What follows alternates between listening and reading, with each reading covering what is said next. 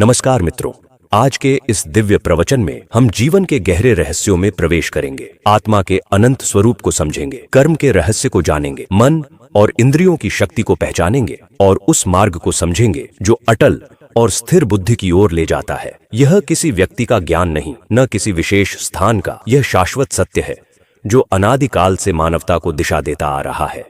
जब मनुष्य जीवन के संघर्षों में उलझ जाता है, जब मन भ्रमित हो जाता है और यह समझ नहीं पाता कि कौन सा रास्ता सही है, तभी दुर्बलता उठने लगती है। कठिन परिस्थितियों में मन विचलित हो जाता है और उसकी स्पष्टता खो जाती है। ठीक ऐसे समय में मनुष्य को भीतर से शक्ति उठानी चाहिए। सच्ची प्रगति तभी संभव है जब मनुष्य कमजोरी का त्याग करे, विवेक को अपनाए और अपने कर्तव्य में अडिग रहे। बहुत बार व्यक्ति भावनाओं और संबंधों के कारण सही मार्ग से पीछे हट जाता है, परंतु सच्चा मार्ग वही है जो धर्म का है, कर्तव्य का है।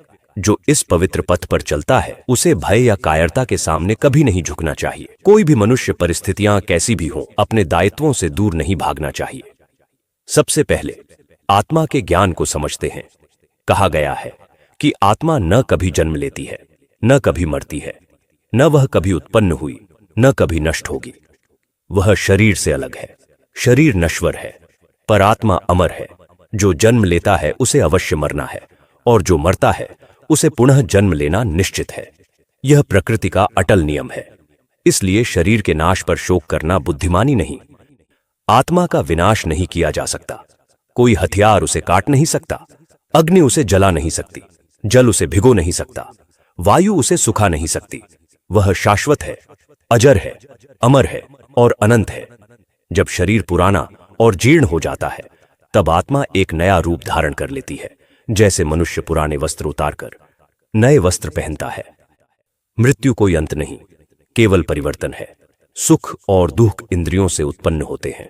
रथुओं की तरह वे आते और चले जाते हैं। उन्हें धैर्य और संभव से सहन करना चाहिए।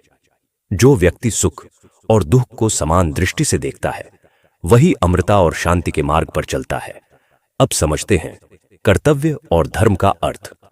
परिस्थितियां कैसी भी हों, धर्म पर आधारित कार्य ही सच्चा कर्तव्य है। अन्याय को सहना भी एक प्रकार का पाप है। जो अपने कर्तव्य का त्याग करता है वह अपयश को प्राप्त होता है और यह अपयश मृत्यु से भी अधिक कष्टदायक है। सफलता और सम्मान सच्चे कर्म से ही प्राप्त होते हैं। इसलिए हर व्यक्ति को कठिन परिस्थितियों में भी दृढ़ रहकर अपने कार्य को पूर्ण करना चाहिए। अब आता है कर्मयोग का गहन ज्ञान। मनुष्य को केवल कर्म का अधिकार है, फल का नहीं। फल की इच्छा मन को विचलित करती है और ईर्ष्या, भय तथा चिंता उत्पन्न करती है। आसक्ति से किए गए कर्म मनुष्य को बांधते हैं, जबकि निस्वार्थ कर्म मुक्त करते हैं। जब कर्म ज्ञान और बुद्धि के साथ किए जाते हैं और व्यक्ति जिम्मेदारी से नहीं भागता, तब वह जन्म मरण के चक्र से ऊपर उठने लगता है। जो व्यक्ति केवल फल की इच्छा से कार्य करता है वह कभी शांत नहीं रह सकता, लेकिन जो व्यक्ति कर्तव्य को सर्वोच्च मानता है वह अटूट और स्थिर बुद्धि प्राप्त करता है। सुख दुख, सम्मान अपमान, लाभ हानि, इन सभी में संभव रखना ही सच्चे योग का सार है। अब मन और इंद्रियों का रहस्य समझते हैं। इच्छाएं मनुष्य को पतन की ओर ले जाती है। इच्छा से क्रोध उत्पन्न होता है, क्रोध से मोह, मोह से विवेक का नाश, और विवेक नष्ट हो जाए तो पूर्ण विनाश होता है। इसलिए इंद्रियों का नियंत्रण आवश्यक है। जो अपनी इंद्रियों को जीत लेता है वही सच्ची शांति प्राप्त करता है। ज्ञान सभी संदेहों को मिटा देता है। अज्ञान को ऐसे भस्म करता है जैसे सूखी लकड़ी को अग्नि भस्म कर देती है। जब मनुष्य अपनी बुद्धि को स्थिर कर लेता है वह मन के ऊपर उठ जाता है। इच्छाएं उसे व्याकुल नहीं करती। वह न किसी से घृणा करता है, न किसी से आसक्ति रखता है। ऐसे व्यक्ति के लिए संसार की इच्छाएं वैसी ही होती है जैसे नदियां समुद्र में मिलती रहती है। नदियां आती रहती है पर समुद्र अपनी पूर्णता नहीं खोता। उसी प्रकार स्थिर बुद्धि वाला व्यक्ति बाहरी परिस्थितियों से विचलित नहीं होता। आसक्ति और लालसा मन को अशांत करती है, लेकिन जिन्होंने अपने मन को जीत लिया वे गहन और स्थायी शांति प्राप्त करते हैं। अभ्यास और वैराग्य के द्वारा मन पर नियंत्रण पाया जा सकता है। सच्चा आनंद भीतर से आता है। बाहरी सुख क्षणिक है पर आत्मानंद शाश्वत है।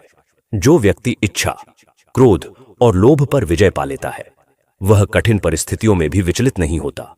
उसका मन स्थिर और संतुलित हो जाता है।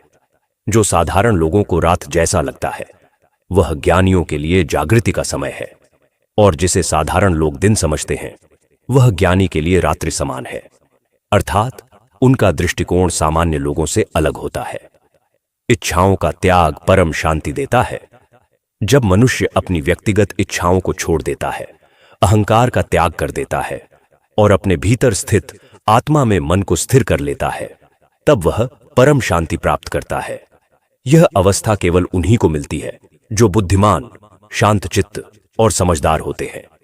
इस अवस्था को प्राप्त कर मनुष्य जन्म मरण के चक्र से मुक्त हो जाता है। यह सर्वोच्च लक्ष्य है, जहां सभी भ्रम समाप्त हो जाते हैं, आसक्तियां गिर जाती हैं और मन पूर्ण शांति में विश्राम करता है। जब इच्छाएं उत्पन्न होती भी है, तो भी बुद्धिमान व्यक्ति विचलित नहीं होता। वह शांत, स्थिर और संतुलित रहता है। जीवन के हर उतार चढ़ाव को सहजता से स्वीकार करता है। यह स्थिरता ही मुक्ति की अवस्था है। जो अहंकार से मुक्त हो जाता है, इच्छाओं को शांत कर लेता है और निस्वार्थ भाव से कर्म करता है, वह इस परम शांति को प्राप्त करता है। और यही अंतिम संदेश है। मन को स्थिर करो, कर्म करते रहो, इच्छाओं को छोड़ दो, आत्मा के सत्य स्वरूप को पहचानो। यही मुक्ति का मार्ग है, यही शांति का मार्ग और यही जीवन का अंतिम सत्य है।